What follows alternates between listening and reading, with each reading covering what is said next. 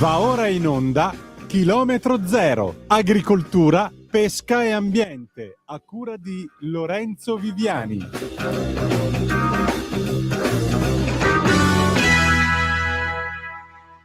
One.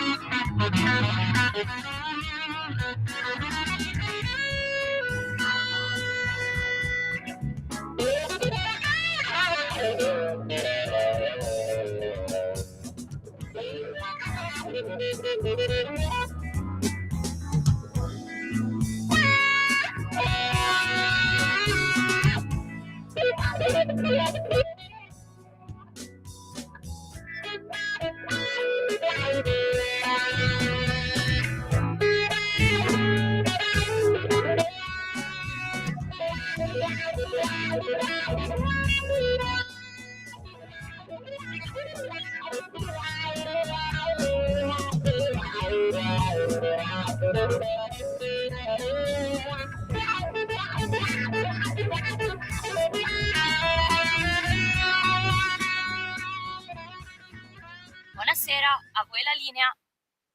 E ben ritrovati sulle frequenze di Radio Libertà con la chitarra più pazza d'America, il nostro Frank Zappa, che diciamo veniva chiamato così all'epoca, la chitarra più pazza di America.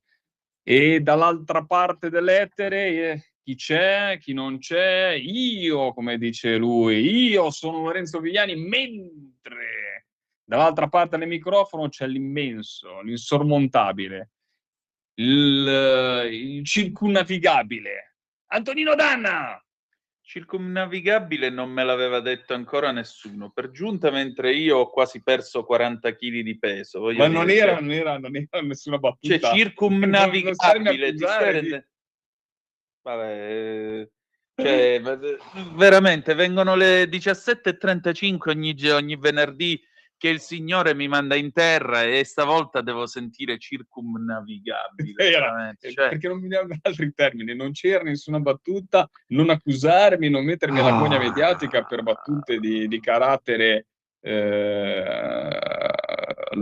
Quindi mi raccomando, vai! Dovrò combattere, non ti si può pigliare come sei. I tuoi difetti sono talmente tanti che nemmeno tu lo sai. Ma c'è di buono che al momento giusto tu sai diventare un altro. In un attimo tu sei grande, grande. Le mie pene non me le ricordo più. Amiche, amici miei, saremo male al nostro amico Antonino Danna, presentati, palesati. Vabbè, amiche e amici miei, ma non dell'avventura, buonasera, siete, sì, per qui Parlamento, Natalia. Amiche e amici miei, ma non dell'avventura, buonasera, siete sulle magiche onde di Radio Libertà, questo è Chilometro Zoom, io sono Antonino Danna e questa è la puntata numero 1143 di oggi, venerdì 27 febbraio 2026. Cominciamo la nostra trasmissione, vi ricordo, date il sangue in ospedale, serve sempre. Salverete vite umane, chi salva una vita umana salva il mondo intero. Secondo appello radiolibertà.net. Fesso chi non lo legge, perché vi perdete un bellissimo giornale online dove ci sono i Liberamente del nostro direttore responsabile Giovanni Sallusti, gli Autodafè di Giulio Cainarca, la rassegna stampa di Semivarin, videopillole e molto altro ancora. Ricordate, radiolibertà.net is the place to be. 340 670 9659 per le vostre zappe o WhatsApp, oppure 029294 7222. Direi che potremmo aprire il telefono anche adesso. E infine, last but not least, mi permetto di salutare e ringraziare anche questo venerdì, siamo arrivati in fondo alla settimana, grazie alla pazienza di questa giovane donna coraggiosa che è la nostra regista Natalia. Ciao Natalia, ben trovata. Il pezzo che avete ascoltato, Frank Zappa RDNZL, che sembra più un codice fiscale, tra l'altro in anticipo coi tempi, perché questo pezzo è un live del 21 giugno del 74, mentre il codice fiscale fu introdotto in Italia nel 1976. Ma al di là di questo, il pezzo ovviamente Sava Sandir è sempre un omaggio al nostro Lorenzo, padrone di casa di Chilometro Zoom, il quale è nostro signore e padrone. Noi umilmente ci inchiniamo innanzi ad egli, avendo egli tra l'altro anche i gradi di comandante, per cui io non ho altro da aggiungere, vostro onore. Prima mi ronzi, poi mi lusinghi. Detto questo, mi è venuta in mente questa cosa stasera perché mentre quando stavamo cercando di mettere insieme questa puntata, avremmo e abbiamo un ospite che tra poco arriverà sulle frequenze della libertà, che è pugliese, e stavo pensando a quando da ragazzino, io tante volte ho fatto la circumnavigazione, se possiamo chiamarla così, del nostro stivale. Si faceva questa traversata con i pescherecci per arrivare in Adriatico, per fare stagione nel mare Adriatico. Ci spostavamo per la pesca dell'acciuga in Adriatico, quindi oggi mi sento così, insomma, questo ricordo da bambino, e insomma, dai, è stato una parte della mia vita. Però, Natalia, chiamiamo il nostro ospite perché sono le 17:41 minuti e avremo qualcosa di interessante di cui parlare. Perché? Perché il nostro ospite è un ex parlamentare, ex sottosegretario al Ministero dell'Agricoltura. Parleremo di un tema abbastanza spinoso, anche se quella pianta di cui parliamo spine non ne ha, o ne ha almeno pochissime, che è l'ulivo. Insomma, parleremo di xylella, parleremo di problematiche del territorio, parleremo di quello che è stato il disastro della xylella, di questa fitopatia che ha massacrato un intero settore, il polmone verde del nostro paese, perché dalla Puglia, insomma, era una delle regioni, è ancora una delle regioni, ma diciamo che ha avuto un crollo drastico dovuto a questa fitopatia, che naturalmente ha avuto dei responsabili, cioè anche la stupidità umana e la burocrazia, che ha bloccato naturalmente tutte le operazioni che andavano fatte per fronteggiarla. Ma ne parleremo fra qualche minuto. Antonino, tu te la ricordi un po' il tema della xylella? Io mi ricordo il senatore Ciampolillo, il leggendario senatore Ciampolillo, che prima suggerì di pulire con acqua e sapone gli ulivi secolari pugliesi. Poi dopodiché prese la residenza, sì signore, un momento veramente clamoroso di politica creativa.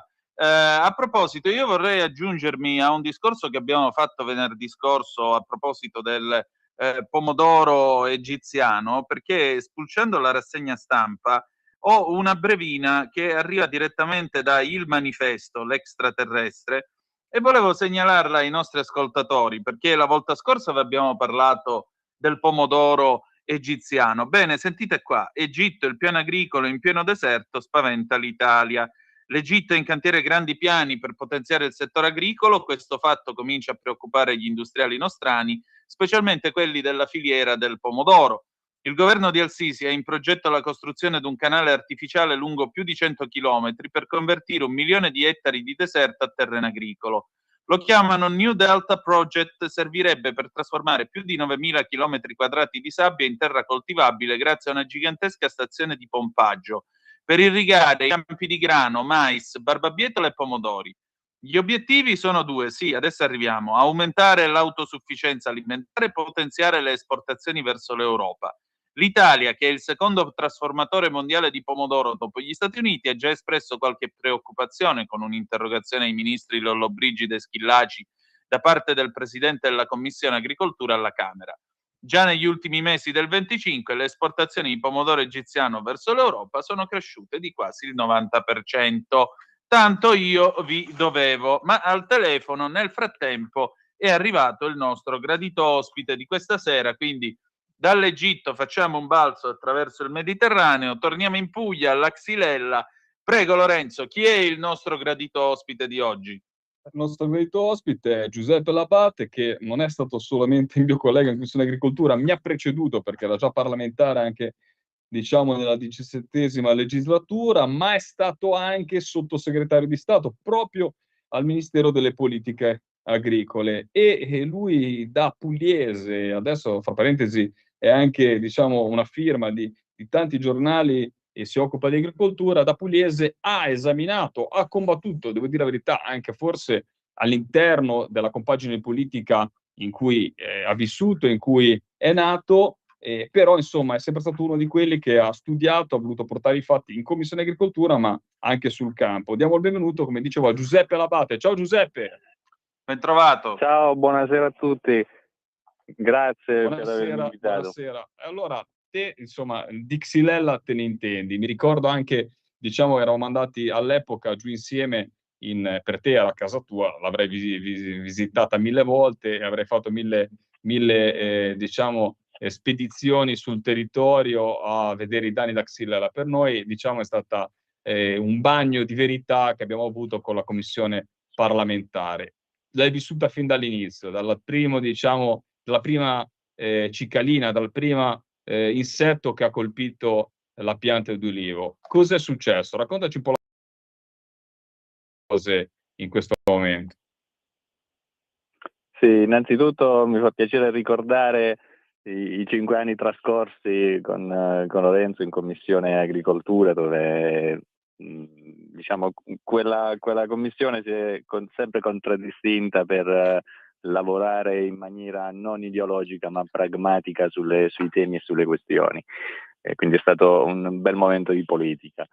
E la Xylella è stato un flagello, un disastro per la Puglia, ma il problema è che rischia di essere un disastro per l'intero paese, non solo perché la Puglia produce il 50% dell'olio nazionale, ma perché purtroppo ad oggi la Xylella ha praticamente attraversato tutta la Puglia, quindi non è più soltanto nel Salento, ma sono stati rilevati diversi focolai con centinaia di piante anche sul lago di Varano, quindi in piena provincia di Foggia. Questo significa che il rischio che la Xylella vada fuori dai confini della regione Puglia è purtroppo molto alto.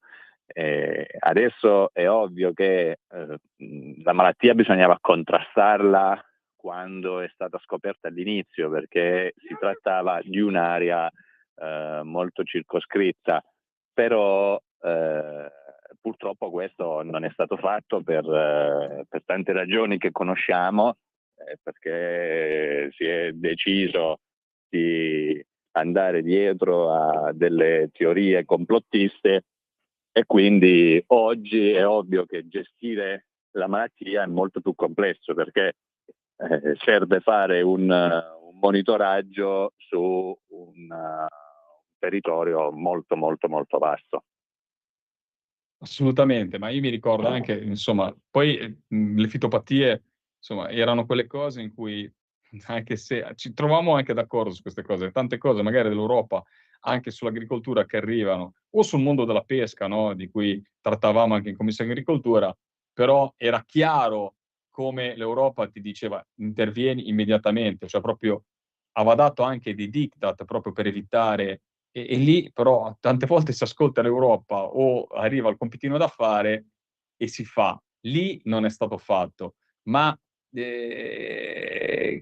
secondo te è stato una volontà di assecondare, diciamo, diciamo il pensiero popolare che non accettava che che ci fosse questa fitopatia, anche il fatto magari, diciamo, sentimentale, perché naturalmente quando una pianta monumentale e un vecchio ulivo deve essere tagliato e spiantato, prende il cuore, prende il sentimento, prende il paesaggio, quello che risiede in noi, nel nostro cuore, in come conosciamo la nostra terra.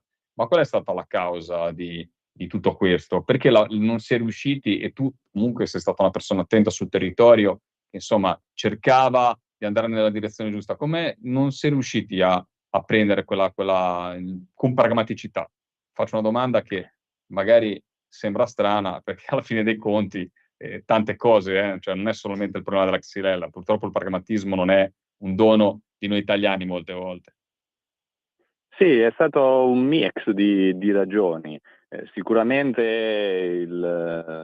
il sentimento, quindi il fatto di non voler abbattere delle piante su cui c'è un legame affettivo secolare, è ovvio che ha rallentato, perché il proprietario delle piante su cui era stata rinvenuta la xylella ha cercato in tutti i modi di poter salvare quelle piante. Il problema è che le istituzioni e quindi la politica ha dato spazio a queste teorie complottiste in cui si diceva agli agricoltori: non dovete abbattere le piante perché possono essere salvate trattandole con un rimedio oppure un altro, con delle buone pratiche agricole, eccetera.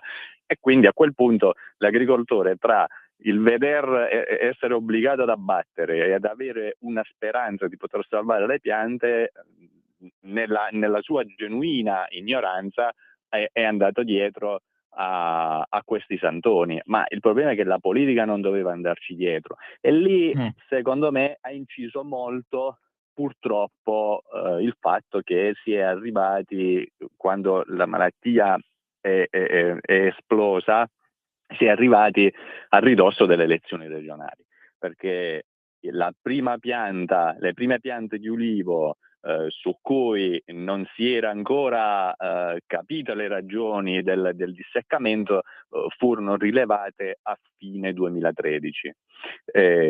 Quindi nei primi mesi poi del 2014 i ricercatori del CNR e dell'università hanno cercato di capire qual era il problema, perché in prima battuta nessuno si aspettava che fosse il batterio della Xylella fastidiosa, e quindi i primi mesi del 2014 sono serviti al mondo della scienza per cercare di capire quali fossero i motivi. Successivamente nel 2014 furono verificati i postulati di Koch, che quindi decretarono la Xylella fastidiosa subspecie pauca come la causa della malattia, quindi del disseccamento delle piante. A quel punto eravamo già in piena campagna elettorale, perché ad elezioni in Puglia si andava l'anno successivo.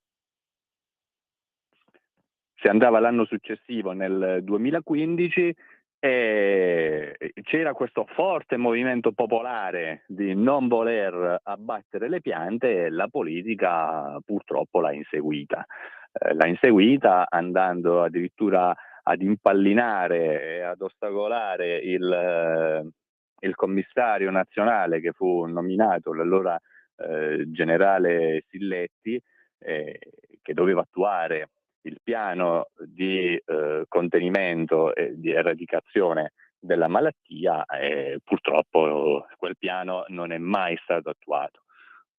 Se fosse stato attuato quel piano, che prevedeva l'abbattimento di 3-4 mila piante, forse oggi non avremmo la xylella fino alla provincia di Foggia. Ma purtroppo quando anche la politica si lascia trascinare per convenienze elettorali sui piani non scientifici, poi la malattia, la xylella non conosce confini, non conosce le elezioni, e il batterio e la sputacchina non vota. Quindi poi a pagarne le conseguenze sono stati purtroppo tutti i pugliesi, ma tutto il paese ancora, perché l'emergenza c'è, non è passata, e attualmente bisogna ancora stare molto attenti e accelerare, perché anche su questo si è migliorato molto nella gestione, però i tempi tra la rilevazione della pianta infetta, l'abbattimento delle piante sono ancora tempi che bisogna comprimere, perché per meno tempo la pianta infetta rimane in campo significa che ci sono meno probabilità che quella pianta funga da inoculo poi da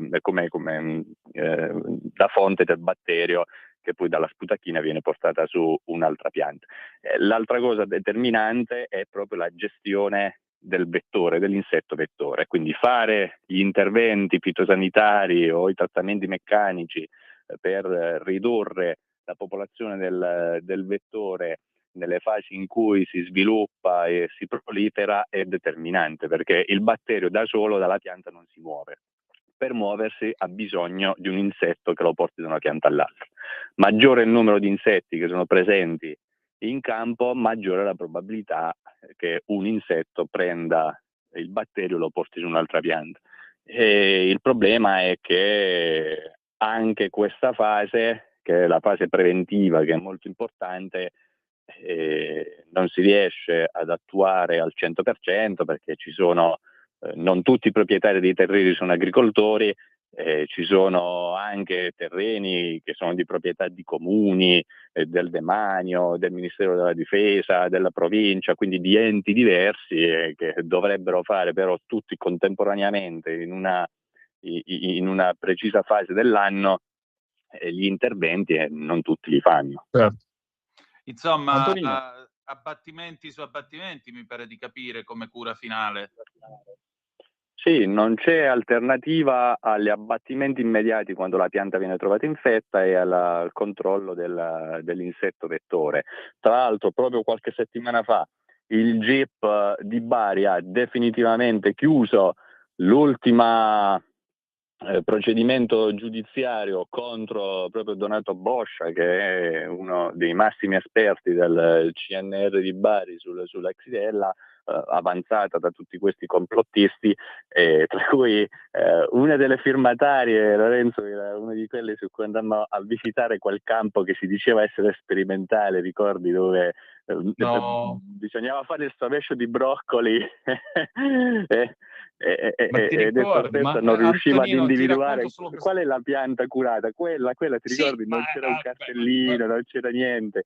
Mi fa piacere che lo racconti, ora purtroppo siamo andati lunghissimi, mi fa piacere che lo racconti perché io l'ho raccontato tante volte anche su queste frequenze, mi fa piacere che eravamo insieme.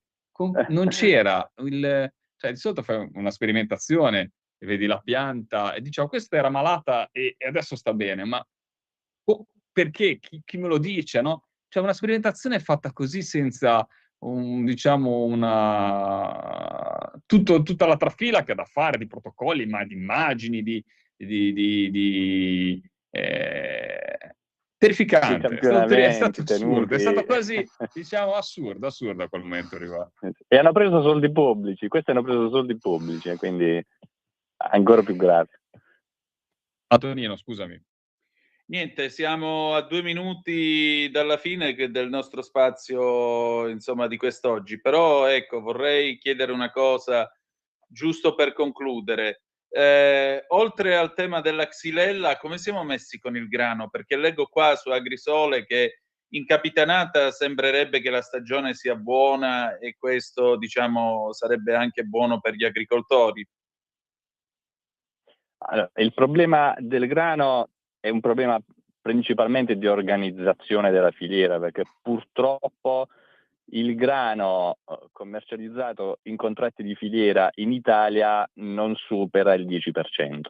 E siccome il grano è una commodity e quindi il prezzo non viene fatto in Italia ma viene fatto nel mondo, e il quantitativo di grano tra i cereali, il grano è il cereale che viene prodotto di meno a livello mondiale, circa il 5%. Ciò significa che grandi oscillazioni nella produzione di grano in termini quantitativi fanno oscillare molto il prezzo. E allora, se si vende il grano basandosi sul prezzo della commodity, è ovvio che si è vittima delle oscillazioni, e il prezzo del grano è praticamente ciclico, lo vediamo analizzando i prezzi degli ultimi 15 anni. Quindi si ha un momento in cui il prezzo è basso. Quando il prezzo è basso, gli agricoltori piantano meno grano. Piantando meno grano ci sono meno quantitativi in commercio e quindi il prezzo aumenta. Man mano che il prezzo aumenta, aumentano anche le coltivazioni e quindi aumenta la produzione. Aumentando la produzione ce n'è troppo di grano e il prezzo poi inizia a scendere. Quindi è continuamente ciclico e questo è dimostrato da tutti i dati. Come si spezza, si interrompe, non si è vincolati da questa oscillazione dei prezzi, stipulando i contratti di filiera, facendo gli stoccaggi differenziati. Cioè il Canada, l'Australia, gli Stati Uniti, che sono altri produttori di grano, stoccano il grano in classi e quindi ogni classe poi ha un prezzo e fanno una programmazione. Giuseppe, purtroppo sono le 18 Noi precise. purtroppo in Italia non riusciamo a fare questo tipo di attività di organizzazione. È stato interessantissimo anche questo spaccato sul grano, e questo ci dà uno spunto per un altro invito che ti faremo. Magari avremo anche, in base a un po' alla stagione che verrà e ai dati che avremo proprio sulla raccolta, capire un po' insomma come magari ne parleremo insieme. Per adesso veramente grazie Grazie a voi. all'onorevole, giusto chiamarti così, Giuseppe Labate, e grazie ancora Giuseppe. Alla prossima allora. Grazie a voi, alla prossima, buona serata e un saluto a tutti gli ascoltatori. Antonino, sono 18:01 minuti, quindi abbiamo già sgarrato, siamo già col cartellino giallo, quindi lasciamo la parola al direttore responsabile Giovanni Sallusti per Liberamente. Noi ci sentiamo alle 18:10 e 12, forse 13, forse anche 15. A dopo. Avete ascoltato Chilometro Zero.